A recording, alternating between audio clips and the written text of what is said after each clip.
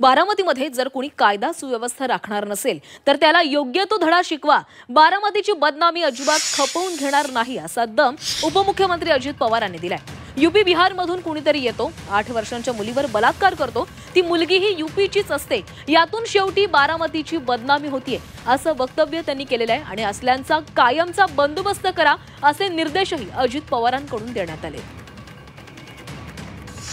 आपल्या इथं कामधंद्याच्या नोकरीच्या निमित्तानं यूपी बिहारचे लोक येतात। एका माझ्या 8 वर्षाच्या बच्चीवर मुलीवर, ती पण यूपीचीच, तिच्यावर तिकडच्याच मुलांनी, किती लोकांनी बलात्कार केला, मुलांनी एकाने बलात्कार केला। शेवटी बातमी बारामतीची बदनाम होणार। अहो असल्यांना सोडू नका। मी तर म्हटलं होतं काही काहींचा तर असं काही बंदोबस्त केला पाहिजे, घेणार नाही। कोणी जाऊन कुठेतरी लाईनी मारायला जाल, तुझी लाईनच काढतो तुला तिथं टायर खाली घेतो, अजिबात कुणाला सोडणार नाही।